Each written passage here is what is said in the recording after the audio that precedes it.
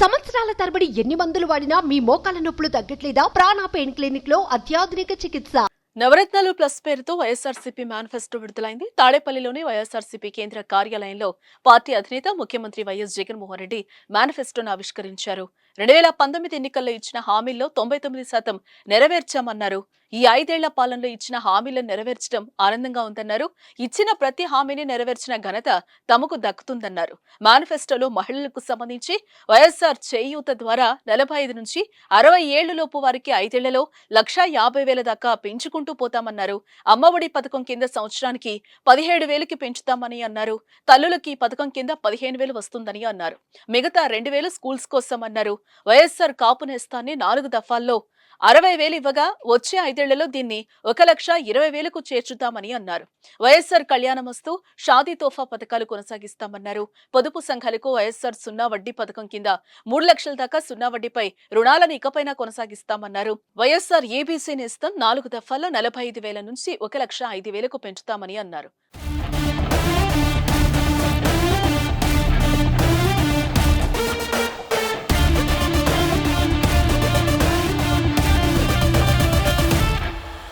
పేదలకు ఆసరా పెన్షన్ను 3,000 నుంచి 3,500 రూపాయలకి పెంచుతామని అన్నారు. అయితే దీన్ని 2 విడతల్లో పెంచుతామని అన్నారు. అయితే టీడీపీ, జనసేన, బీజేపీ సూపర్ 6 పేరుతో పాక్షికంగా మేనిఫెస్టో విడుదల చేసింది. వైసీపీ మేనిఫెస్టోతో టీడీపీ మేనిఫెస్టోతో పోల్చి చూసి ముఖ్యంగా కొన్ని తేడాలున్నాయి. పింఛన్ విషయంలో కూటమి 4,000 ఇస్తామని ప్రకటించింది. జగన్ మాత్రం 3,500 ఇస్తామని చెప్పారు. అది 2 విడతల్లో పెంచుతామని ప్రకటించారు. మహిళలకు బస్సులో ఉచిత ప్రయాణం కల్పిస్తామని కూటమి పేర్కొంది.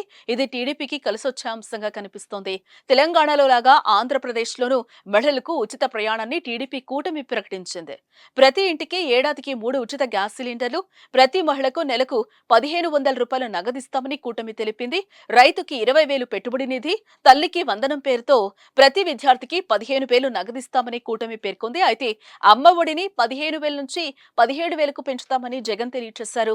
50 ఏళ్లకే బీసీలకు పింఛన్ ఇస్తామని టీడీపీ కూటమి చెప్పింది. అయితే టీడీపీ పూర్తిస్థాయి మేనిఫెస్టో వచ్చాక ప్రజలు ఎన్నికల్లో ఎటువంటి నిర్ణయం తీసుకుంటారో చూడాలి.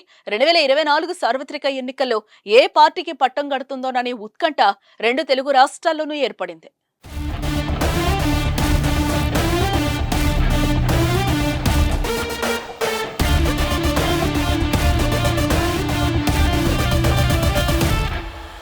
సుమన్ టీవీలో మీ పర్సనల్ అండ్ బిజినెస్ ప్రమోషన్స్ కోసం కింది నెంబర్కి కాంటాక్ట్ చేయండి.